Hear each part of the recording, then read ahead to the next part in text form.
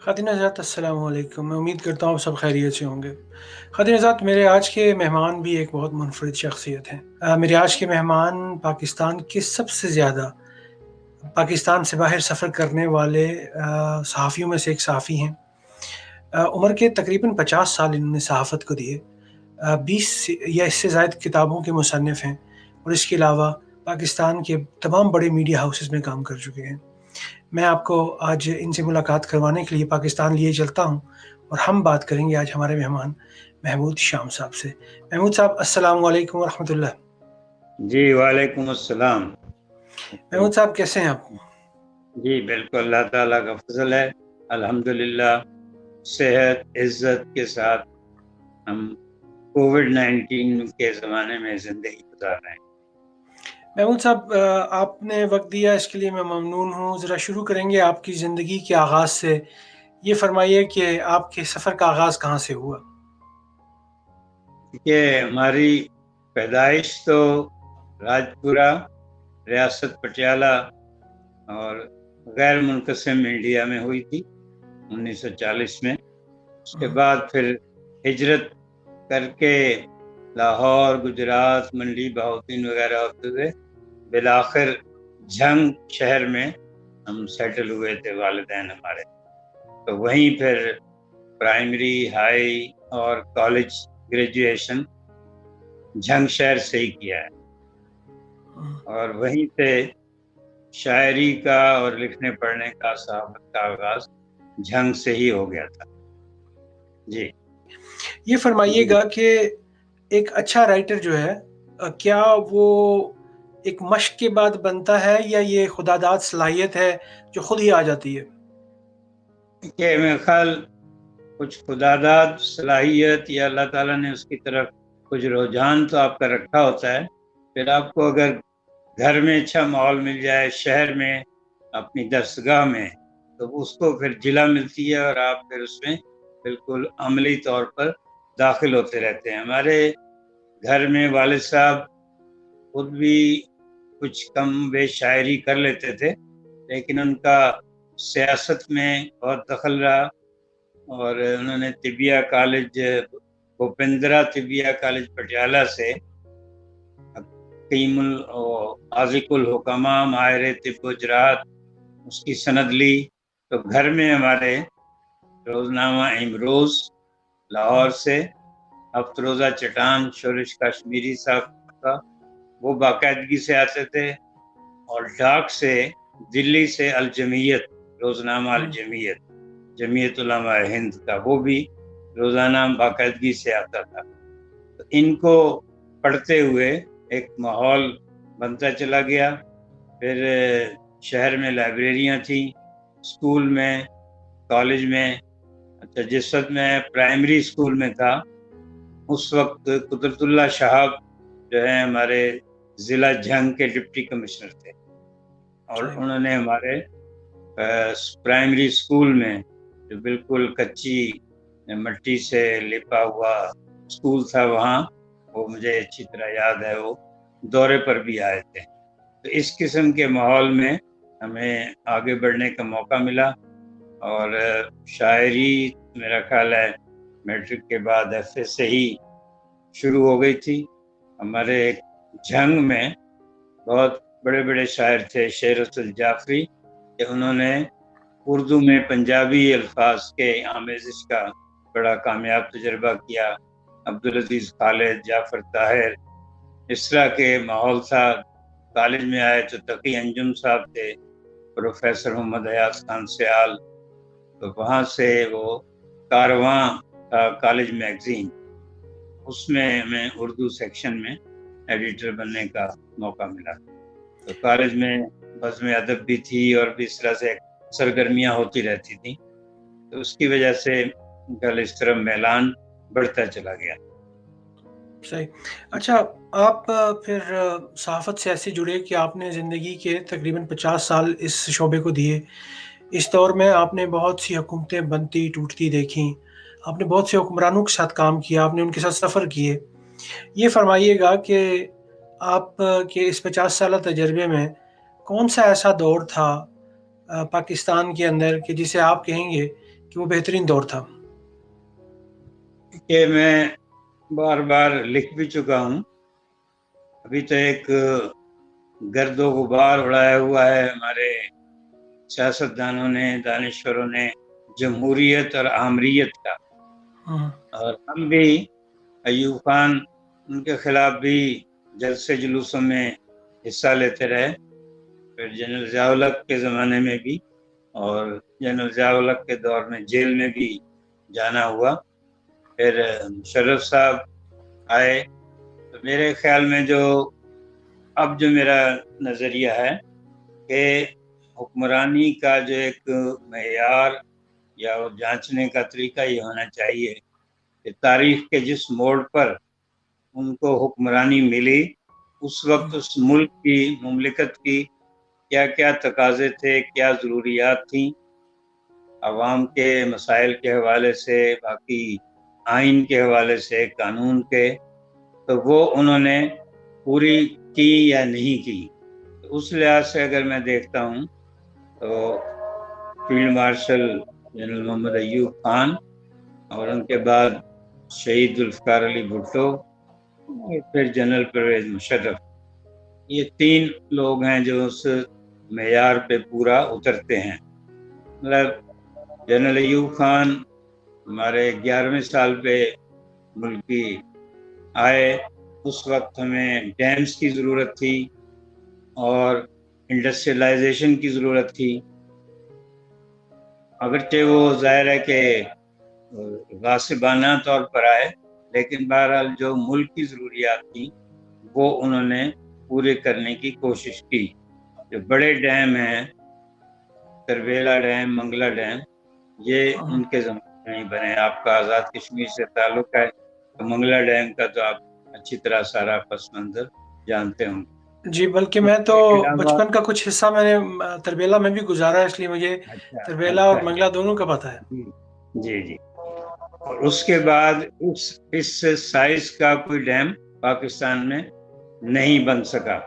हुँ, even general Zia और मुशर्रफ भी नहीं बना सके। मुशर्रफ साहब ने कोशिश की थी कालाबाग डैम दोबारा, और उन्होंने बहुत इसकी स्टडी और रिसर्च भी की। एक पानी के मसले पे उन्होंने सारे मीडिया ग्रुप्स के साथ अलग-अलग एक वो इंटरव्यूज़ किए थे। उसमें हमें भी जंग ग्रुप की तरफ से जाने का इत्तेफ़ाक हुआ था। तो ये खुशी हुई थी कि उन्होंने इस पानी के मसले पर बहुत अच्छा मुताला किया था और सारी जो आदाद-ओ-शुमार उनको अज़बर थे। तो हुँ, मैं 3 लोगों को समझता हूँ। शहीद ज़ुल्फ़िकार अली भुट्टो बहुत ही नाज़ुक दौर में आए, जब ये मशरक़ी पाकिस्तान का सानिया हो चुका था। अवाम भी बहुत बददिल, मायूस थे। फ़ौज भी उस वक़्त शिकस्त खुर्दा होने की वजह से एक था बहुत सी मायूसी का आलम। तो एक तो उस मायूसी को उन्होंने दूर किया सऊदी अरब और दूसरे अरब ममालिक से अच्छे ताल्लुकात करके कि लोगों को वहाँ मुलाज़मतें मिली। पासपोर्ट आसान किया उन्होंने। सबसे बड़ा काम किया कि 1973 का आइन उन्होंने मंज़ूर कराया सारे नामुसाइद हालात के बावजूद, और वो आइन मार्शल के थपेड़े खाता हुआ भी आज तक इंटैक्ट है, और वही इस वक़्त हमारा नाफ़िज़ुल अमल कानून है। मुशर्रफ साहब ने आने के बाद जो है वो डेवोल्यूशन ऑफ पावर का बहुत बड़ा एक प्रोजेक्ट दिया। इसमें बल्दियाती बाइख्तियार बल्दियाती इदारे भी कायम किए और ख़वातीन को नुमाइंदगी दी, और उसके अलावा इंडिया से ताल्लुकात अच्छे करने की कोशिश की, और जो है एक बहुत अच्छा एक सिस्टम उन्होंने नाफ़िज़ किया। अफ़सोस की बात है कि उन्हें चीफ जस्टिस इफ्तिख़ार के मसले पे जो है कमज़ोर किया गया, और फिर आगे मसले चलते रहे। तो ये 3 दौर हैं जिनको मैं समझता हूँ जो बेहतर हैं और इस मुल्क के लिए कुछ काम हुआ है। आपने बांग्लादेश का ज़िक्र किया, पाकिस्तान की तारीख़ का एक ऐसा हिस्सा है जिस पे बहुत कम बात की जाती है और उसके पीछे बहुत से अनासर हैं। यहाँ बरतानिया में या यूरोप में बसने वाले लोग इस पे ज़्यादा बहस करते हैं, इसको ज़्यादा पब्लिक फ़ोरम पे उठाया जाता है, बजाए इसके कि इसको पाकिस्तान में उठाया जाए। मुझे खुद बांग्लादेश जाने का मौका मिला। मैंने वहाँ जाके जो देखा वो तो बहुत देर बाद की बात थी। बांग्लादेश को बने में बहुत साल हो चुके थे। लेकिन जब बांग्लादेश बन रहा था और पाकिस्तान टूट रहा था, तो आप उस वक़्त कहाँ थे और आपने अपनी आँखों से जो मंज़र देखे, उनकी इंटरप्रिटेशन कैसे करेंगे आप? कि उससे पहले मैं अखबार जहां से वाबस्ता था, बल्कि लाहौर से कराची का सफ़र भी अखबार जहां में शिरकत के लिए ही किया था। हुँ, तो 1969 और 1970 में हमें मशरकी पाकिस्तान जाने का इत्तेफाक हुआ कि 1970 के इलेक्शंस से पहले हमने दोनों बाजुओं के सारे लीडरों से इंटरव्यू किए थे अखबार जहां के लिए। जुल्फ़िकार अली भुट्टो और नवाबजादा नसरुल्लाह, दौलताना साहब, फिर मशरकी पाकिस्तान से शेख मुजीबुर रहमान, मौलाना फरीद खान भाषानी, मौलवी फरीद अहमद और अताउर रहमान जो भी लोग थे, उसके लिए वहाँ जाने का मौका हुआ। तो 1969 में ही हमें ये एहसास हो रहा था कि मशरकी पाकिस्तानी जो भी सूरत हाल है उससे खुश नहीं हैं और वो अपने आप को नज़रअंदाज महसूस करते हैं। तो वो एक तो उसकी तारीखी वजह भी है, नफसियाती भी और नस्ली भी। हुँ, कि अगर आप देखें जो तहरीक पाकिस्तान है, वो जितनी शद्दोमत से मशरकी बंगाल या मुस्लिम बंगाल में चली, वो जो इस वक्त पाकिस्तान है या मगरबी पाकिस्तान, यहाँ उतनी शिद्दत से, खुलूस से, लगन से नहीं चली थी। तो असल पाकिस्तान बनाने वाले तो मशरकी पाकिस्तान वाले ही लोग थे, बंगाली भाई। करारदाद पाकिस्तान भी मौलवी ए के फजलुल हक शेर बंगाल ने पेश की थी, वो भी बंगाली थे। और बाद में जो ख्वाजा नाज़मुद्दीन वगैरह बहुत ही अच्छे जो हैं, शरीफ और ऐसे ये जिन्होंने बड़ी अच्छी रिवायात कायम की। तो ये हुँ, वहाँ ये चीज़ महसूस हो रही थी। फिर 1965 की जंग में हमने उनको बिल्कुल ही, वो कह रहे हैं कि हमें नज़रअंदाज किया और एक तरह से छोड़ दिया गया था कि हमारी सलामती की फिक्र नहीं की थी। तो चीन ने वहाँ फिर भी कुछ कोशिश की। तो ये हुँ, सारी फीलिंग्स थी। फिर उसके बाद मुझे जब ये सारे हालात ख़राब हुए, असम्बली का इजलास मुलतवी किया गया, ये देखें कि पहली बार जो कौमी असम्बली बड़े मुनसिफाना इंतखाबात के नतीजे में आई थी, उसका पहला इजलास भी 3 मार्च 1971 को ढाके में ही रखा गया था। तो वो हुँ, कौमी असम्बली की इमारत भी मैं अपनी आंखों से देखी। मई में जब ये फौजी एक्शन 25 मार्च को शुरू हो चुका था, तो मई में हम लोग फौजी कार्रवाई के बाद बहुत से जर्नलिस्ट जा रहे थे, तो मुझे भी मई में वहाँ को 21-22 दिन गुजारने का मौका मिला था। वो बड़ा दुख होता था कि जिस तरह बंगालियों पे हम एक एतबार नहीं कर रहे थे और उनको बिल्कुल एक कॉलोनी की तरह वहाँ हमने रखा हुआ था, उन पे जो जुल्म हुए फौजी एक्शन में। और उससे पहले जो बंगालियों ने हमारे उर्दू स्पीकिंग बिहारियों पे जुल्म किए, जब उन्हें अंदाज़ा हो रहा था कि ये फौजी एक्शन शुरू होने वाला है, ये बहुत ही अफसोसनाक थे। अगर सियासी कुव्वतें उस वक्त में शेख मुजीबुर रहमान और भुट्टो साहब के जो मुज़ाकरात हैं जनवरी 71 में, उसमें भी मैं साथ था वहाँ मसावात के नुमाइंदे की हैसियत से। और नाबुक लॉन्च भी मुझे याद है जिसपे पाकिस्तान पीपल्स पार्टी के रहनुमा थे और उधर शेख मुजीबुर रहमान उनके साथी थे। तो दरिया पर मुज़ाकरात होते रहे और वो जो उस वक्त भी कहा गया था कि उनके 6 नुकात में से 5.5 नुकात भुट्टो साहब ने मान लिए थे।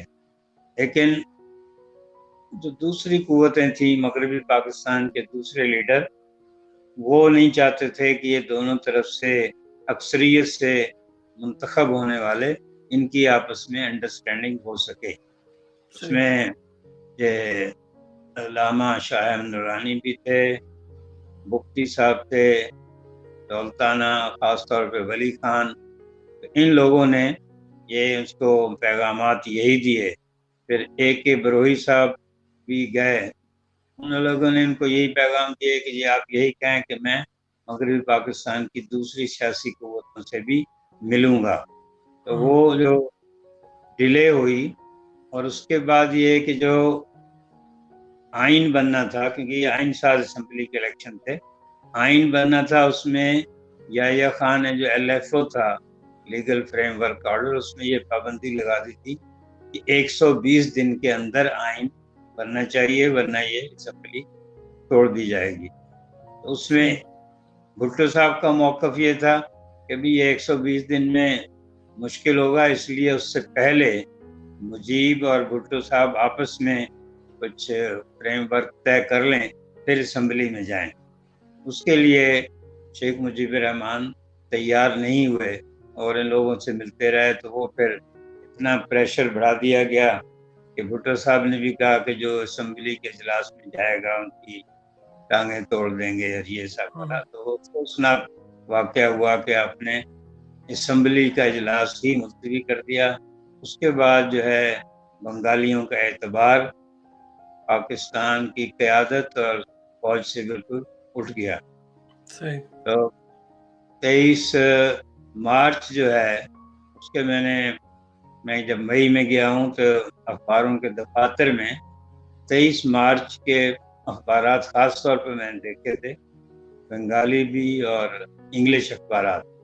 تو 23 مارچ کو تو یہ لگ رہا تھا کہ بنگلہ دیش بن گیا ہے. بنگلہ دیش کے جھنڈے کی تصویریں بھی چھپی ہوئی تھی 23 مارچ 1971 کو، جب تک کہ حالانکہ وہ بھی پاکستان میں ہی تھا. تو وہ بھی چھپی تھی. پھر سارے بینکوں کی طرف سے اور دوسرے بڑے بڑے اداروں کی طرف سے شیخ مجیب الرحمان کو مبارکباد اور یہ ساری چیزیں. تو یہ سب اس وقت تک لاوا پک چکا تھا. اور جب مذاکرات ناکام ہو گئے یحییٰ بھٹو اور مجیب کے، تو پھر یحییٰ خان وہاں رات کو یہ آرڈر دے کر اس کا پاکستان، مغربی پاکستان چلے آئے. تو یہ افسوسناک سانحہ ہے. پتہ نہیں کہ ہماری فوجی قیادت اور سیاسی قیادت نے یہی جو کچھ اب ہوا، اگر آپس میں سمجھوتے کے تحت کر لیتے، کنفیڈریشن ایک بنا لیتے کہ وہ اپنی جگہ بااختیار ہوتے، ہم اپنی جگہ، تو یہ سب سے بڑا تو یہ کہ پاکستان بچ جاتا. اور دوسرا جو ہزاروں لاکھوں لوگ بہاری بنگالی جو وہاں فسادات میں فوجی ایکشن میں مارے گئے، وہ بھی زندہ رہتے. تو مجھے تو آج تک اس کا قلق ہے. اور ابھی زیادہ افسوس ہوتا ہے کہ اس وقت ہم مغرب پاکستان والے، نئی نسل تو بالکل ہی وہ سمجھتی ہے پاکستان یہی تھا، 1947 میں بھی یہی بنا تھا، اور باقی بھی کہیں مشرقی پاکستان کا ذکر نہیں ہوتا ہے. افسوس ہوتا ہے. جی جی. اچھا شاہ صاحب، یہ تو ایک وہ سانحہ تھا جو ہماری تاریخ کا حصہ بن چکا ہے، اور آپ نے بالکل صحیح کہا کہ اسے تاریخ میں دفن کر دیا گیا ہے. بہت کم لوگ اس پہ بات کرتے ہیں. ہم ذرا آتے ہیں موجودہ پاکستان کے حالات کے حوالے سے بات کرتے ہیں. آپ نے بیسیوں لوگوں کے، حکمرانوں کے انٹرویو لیے ہوں گے. آپ امریکہ کے دو پریزیڈنٹ غالباً آپ نے ان کے انٹرویوز لیے. اسی طرح پاکستان کے بیشتر سیاستدانوں کے آپ نے انٹرویوز لیے. یہ فرمائیے کہ جب آپ ایک پاکستانی سیاستدان اور خاص طور پہ حکمران کے سامنے بیٹھتے ہیں تو کیا آپ کو لگتا ہے کہ عوامی نمائندے وہاں آپ کو انٹرویو دے رہے ہوتے ہیں؟ دیکھیے، جب کسی حکمران سے آپ انٹرویو کرتے ہیں تو آپ کو پہلے سے اندازہ ہوتا ہے کہ یہ سچ نہیں بولیں گے اور سوال کو گھما کر اور اس کا جواب دینے کی کوشش کریں گے. تو آپ ضمنی سوال کر کے، دوسری چیزیں کر کے ان سے کچھ کہلوانے کی کوشش کرتے ہیں. لیکن جتنے بھی میں سمجھتا ہوں کہ 1970-71 کے بعد جو بھی ہمارے اس پاکستان کے حکمران آئے ہیں، ان میں سے کوئی بھی کہ پاکستان کے اصل مسائل ہیں پاکستان کے عوام ہیں ان سے مخلص نہیں تھا. اپنے اپنے محدود مقاصد کے تحت آئے اور وہ ان مقاصد کے حصول میں کامیاب بھی رہے اور وہ کر کے پھر چلتے رہے. ان کے ساتھ پھر جو بھی تاریخ نے سلوک کیا یا غیر ملکی طاقتوں نے وہ سب کے سامنے ہے اور آج بھی یہی کچھ ہو رہا ہے. ہماری کوشش اپنی جگہ جو بھی مخلص صحافی ہیں ان کی یہ رہتی ہے کہ بھی آپ حالات کی تصویر ان حکمرانوں تک پہنچائیں اور حکمران جو کچھ کہتے ہیں وہ آپ عوام تک پہنچائیں.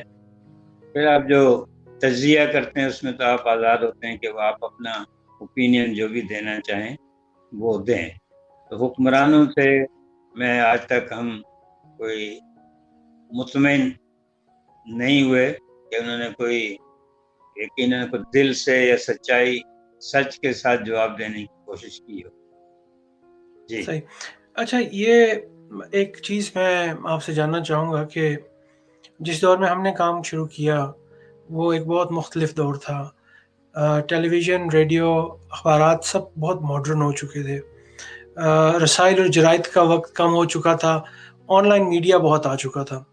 یہ فرمائیے گا کہ جو آج کے دور کے صحافی ہیں اور جو آپ کے دور کے صحافی تھے ان کے اندر کیا فرق ہے؟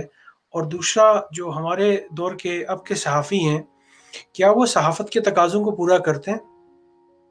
کہ ہر دور کے صحافت کے کچھ نظریاتی تقاضے ہوتے ہیں اور کچھ یہ ٹیکنیکل انجینئرنگ اور ان کے حوالے سے.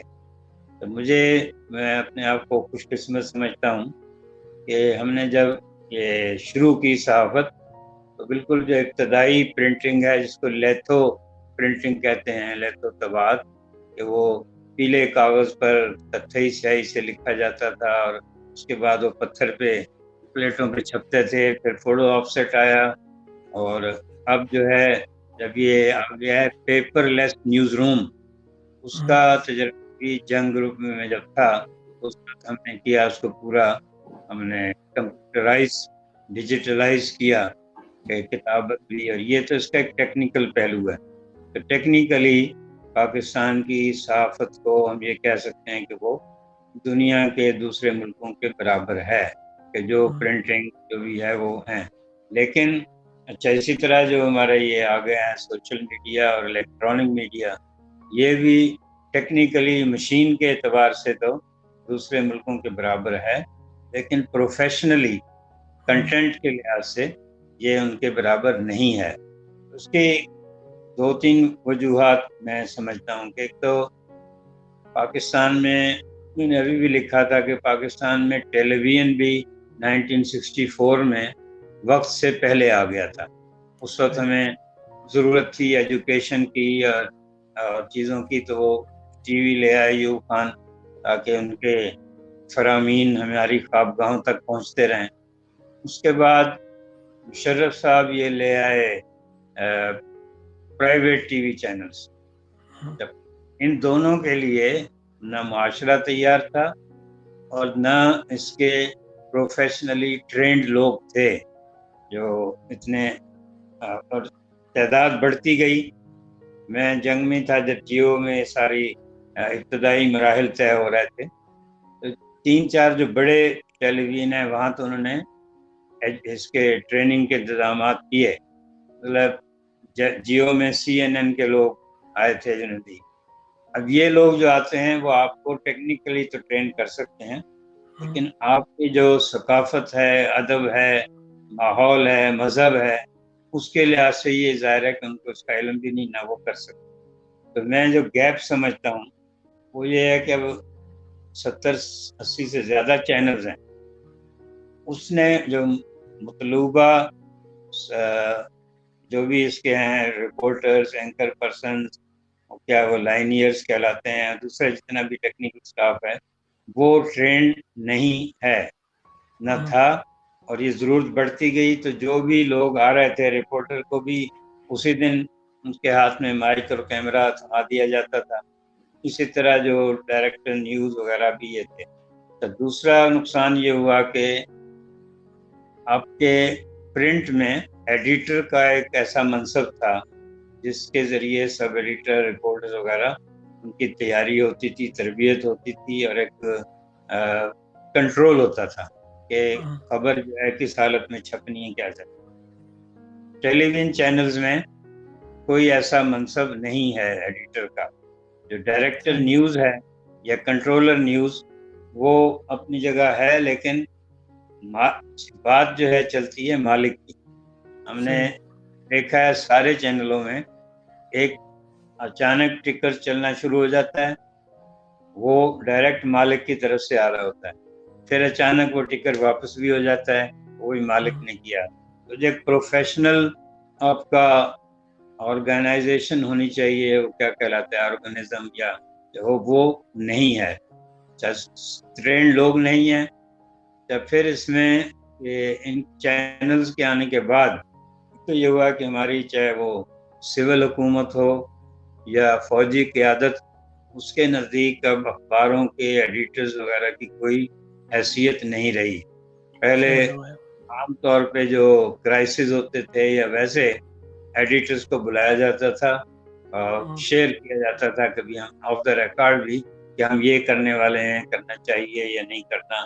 پھر لاسٹ ہم نے 9/11 کے بعد مشرف آپ کی بہت اچھی وہ بریفنگ تھی، وہ اٹینڈ کی تھی، اس میں مجید نظامی مرحوم بھی تھے اور بھی سارے مالکان ایڈیٹرز وغیرہ۔ اب ایسا نہیں رہا، اب صرف جو اینکر پرسن ہے اس کی اہمیت ہے، اور اس کے بعد جو رپورٹرز ہیں متعلقہ بیٹس کے، ان کی اہمیت ہے۔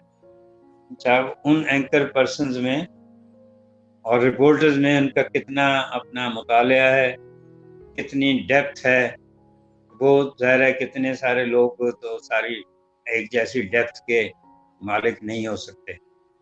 یا پھر ان اینکر پرسنز نے اپنی لابیز، اپنے گروپ بھی بنا لیے۔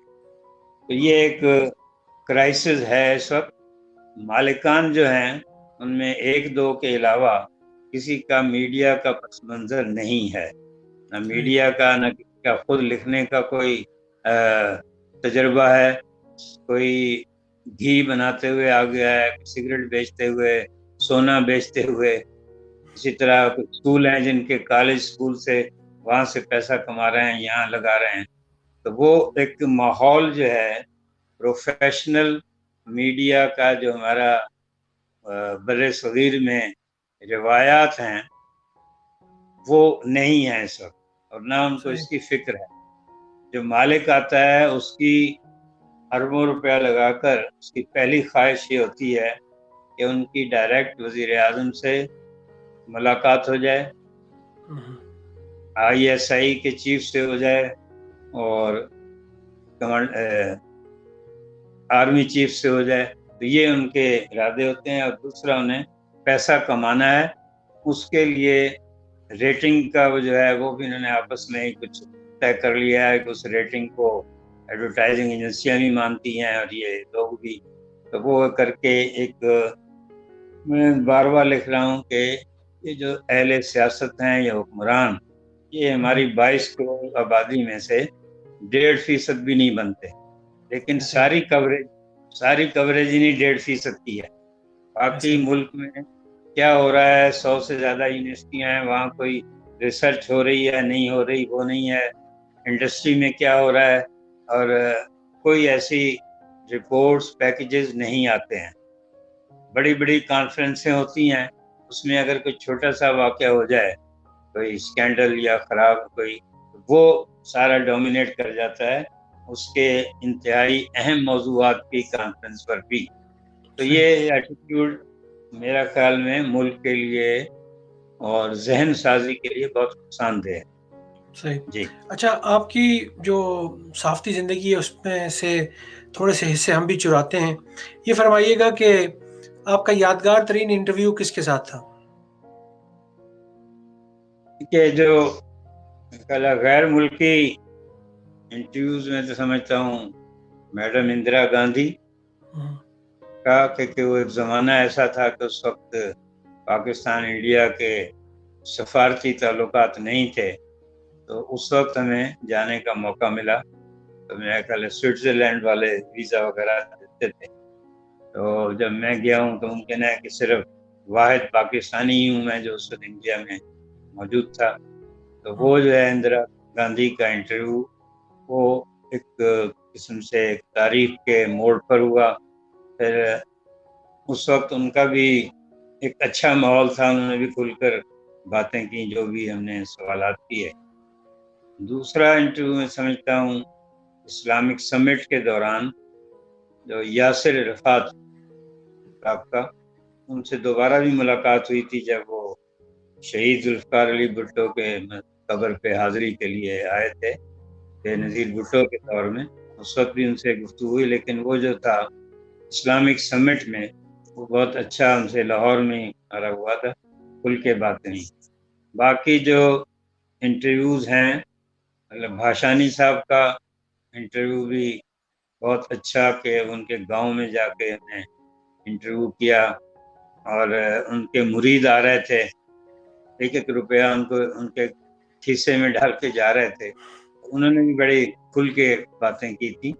اور باقی ظاہر ہے کہ یہ الطاف حسین کا انٹرویو, اور جب مجھے جو اپنے پروفیشنلی ایک خوشی ہوتی ہے کہ سب سے پہلا انٹرویو بے نظیر بھٹو صاحبہ کا خلا کسی نے نہیں کیا ہوگا, میں 1970 میں کیا.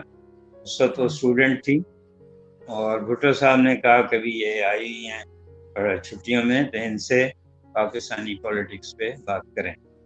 1970 میں یہی 70 کلفٹن میں ان سے بات چیت ہوئی. اس کے بعد الطاف حسین سے بھی پہلا انٹرویو میں معیار افروزہ معیار نکال رہا تھا, اس کے لیے کیا.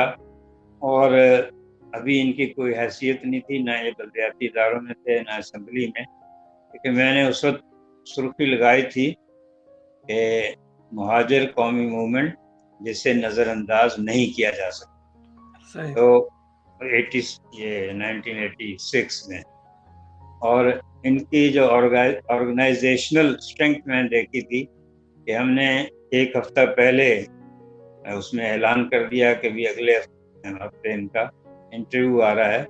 تو انہوں نے اپنی سارے جو بھی سیکٹرز اور یونٹس تھے وہاں اس کی فوٹو کاپی بنا کے لگا دی. تو جب چھپا ہے انٹرویو تو اسی صبح تقسیم ہوا ہے پرچہ, تو 3-4 بجے ہمارا نیوز ایجنٹ آ گئے کہ جی وہ سارا 3-4 ہزار جو بھی پرچہ تھا وہ بک گیا ہے, چلا گیا, تو ابھی دوبارہ آپ شائع کریں. یہ جو تجربات ہیں کہ اس سے ایک آرگنائزیشنل اسٹرکچر کا پتہ لگتا ہے. ایک انٹرویو کا ذکر میں بھی کروں گا, خان عبدالصمد اچکزئی, محمود خان اچکزئی ان کے والد, کہ وہ 22 سال کی جیلیں بھگتنے کے بعد پہلے سول لوگوں کی, پھر ایوب خان, پھر یحییٰ خان کے دور میں رہا ہوئے, تو جنگ اخبار کے ساتھ ہی گلی میں گرینڈ ہوٹل تھا چھوٹا سا, وہاں ٹھہرے تھے وہ. میں نے اخبار جہاں کے لیے انٹرویو کیا تھا. پہلے ان لوگوں کو بڑے اخبار بڑے رسالے والے ملتے ہی نہیں تھے کہ انہیں غدار یہ کہا گیا تھا. تو وہ پہلا تھا, وہ بھی خوش تھے بہت, اور ہمارے بھی پھر اخبار جہاں کو ان انٹرویوز کی وجہ سے ان حلقوں میں بھی جانے کا موقع ملا. تو یہ اور بھی بے شمار انٹرویو ہیں, لیکن یہ 2-3 انٹرویو لگتا ہے جو مجھے اس وقت یاد آ رہے ہیں کہ ان کی ایک تاریخی پس منظر بھی ہے اور اس کے بعد فالو اپ بھی ہے. یہ داد دینی پڑے گی مشرف صاحب کو کہ بھی انہوں نے ایک تو یہ چینل اس لحاظ سے آزادی اظہار کے لحاظ سے شروع کر دی ہے, لیکن انہوں نے جو تربیت پہلے ہونی چاہیے تھی, اور اس کی دوسرا جو کراس میڈیا اونرشپ ہے اس کو انہیں اوائڈ کرنا چاہیے تھا, کہ اخبارات کے مالکوں کو ہی یہ نہیں دینے چاہیے تھے لائسنس اس کے ٹی وی چینلز کے, کہ وہ اجارہ داری ہو گئی. اس وقت اس کی کافی دیر تک انہوں نے روکے رکھا تھا, لیکن شیخ رشید تھے اس وقت وزیر اطلاعات, انہوں نے مالکان سے کچھ ان کی آپس میں انڈرسٹینڈنگ ہوئی تو انہوں نے وہ دے دیا. تو ایک یہ بھی ہمارے جو اس وقت کرائسس چلتا رہتا ہے، اس کی ایک ہوں، وجہ یہ بھی ہے کہ اگر پروفیشنل لوگوں کو یہ لائسنس دیے جاتے، اور جس طرح اخبار میں شرط ہوتی تھی کہ مالک ٹھیک ہے کوئی بھی ہو فائنانس کرے، لیکن اس کے جو ورکنگ ایڈیٹر ہے وہ پروفیشنل ہونا چاہیے، جس کا کوئی ایڈیٹوریل کا بیک گراؤنڈ ہو۔ صحیح، چینل میں یہ اس شرط کو فالو نہیں کیا گیا، اس کی وجہ سے اس وقت ہے کہ اور وہاں آپ یہ دیکھیں کہ channels per security of job بھی نہیں ہے۔ ہوں، کئی اینکر پرسن مختلف چینلوں میں گھومتے رہتے ہیں، کچھ کی تنخواہیں بڑھتی رہتی ہیں، کچھ نگلیکٹ ہوتے رہتے ہیں۔ تو ایک کرائسس ہے اس وقت میڈیا میں، اور کئی ہزار جو سب ایڈیٹرز وغیرہ فارغ بھی ہوتے صحیح۔ اچھا، ہیں۔ جی شام صاحب، گفتگو آپ سے کرنے کا بہت من چاہ رہا ہے، لیکن وقت چونکہ محدود ہے اور ہمیں چونکہ آدھے گھنٹے کی سلاٹ میں کمپلیٹ کرنا ہوتا ہے۔ جی آ، جی۔ کچھ آخری باتیں اپنے بارے میں بتائیے، آج کل کیا ہو رہا ہے؟ آج کل دیکھیے، میں ستمبر 2010 میں ہوں، جنگ سے استعفیٰ دیا تھا، ہوں، کیونکہ چینل شروع ہونے کے بعد پرنٹ میڈیا بالکل نگلیکٹ کر رہی تھی انتظامیہ، وہاں کی ایڈمنسٹریشن، کہ ہمارے لوگوں کی تنخواہیں نہیں بڑھ رہی تھیں۔ پرنٹ کی جنگ کی جو ان کی مدر آرگنائزیشن تھی، اور چینلز میں وہی جو ہمارے یہاں 15-20 ہزار لے رہا تھا، اس کو وہاں جاتا تھا تو 1 لاکھ روپے کم از کم مل جاتے تھے، اور ہوں، فیسلٹیز۔ اس کی وجہ سے میں نے وہاں سے استعفیٰ دے دیا۔ پھر ARY والوں کو اخبار نکالنے کا کچھ شوق ہوا، لیکن بعد میں مجھے یہ اندازہ ہوا کہ ان کو صرف یہ تھا کہ جنگ کے گروپ ایڈیٹر کو ہم نے توڑ لیا ہے، باقی ان کا اخبار نکالنے کا کوئی ارادہ نہیں تھا۔ تو ابھی میں جولائی 2014 سے ماہنامہ اطراف ایک بالکل مختلف قسم کا نکال رہا ہوں۔ میں اپنے عمر بھر کی جو بچت کمائی ہے وہ اور تجربہ اس کی نظر کر رہے ہیں، کوئی اس میں میرے ساتھ بڑا کوئی ادارہ فائنینشیل نہیں ہے، لیکن ہوں، اپنے طور پر خوشی ہے کہ اس بحرانی دور میں بھی، پھر کووڈ-19 کے دور میں بھی ابھی تک اللہ تعالیٰ نے ہمت دی ہے کہ تسلسل سے پرچے چل رہے ہیں۔ ہمارا اب 81واں شمارہ 81 وہ صحیح، پریس میں کیا ہوا ہے۔ تو یہ ہے اپنے رسالہ، توجہ اس پر ہے۔ دوسرا، یہ جنگ میں جمعرات اور اتوار کو کالم چھپتا ہے میرا، اور باقی کتابیں لکھ رہے ہیں۔ ابھی کتاب میری 2 روز پہلے بلوچستان سے بے وفائی شائع ہوئی ہے، ہوں، کلات پبلشرز کوئٹہ نے۔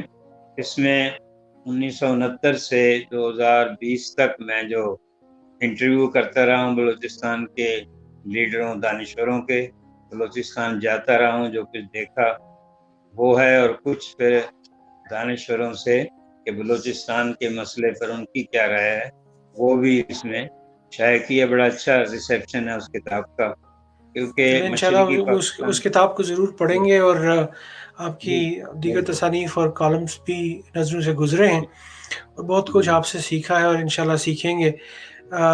آنے والے دنوں میں آپ کو پھر تکلیف دوں گا، آپ سے بات چیت کروں گا، نہیں، بہت اور آپ کا بہت بہت بہت خوشی شکریہ کہ ہوئی آپ نے آپ سے۔ وقت دیا۔ نہیں، آپ سے رابطے سے بھی بڑی خوشی ہوئی کہ اچھا ہے آپ لوگ اس نہج پہ سوچ رہے ہیں اور ہوں، آگے لوگوں تک بات پہنچا رہے ہیں۔ بہت شکریہ، انشاءاللہ بہت بہت رابطہ رہے شکریہ، گا۔ بہت بہت شکریہ۔ خواتین حضرات، یہ تھے ہمارے آج کے مہمان پاکستان سے، محمود شام صاحب۔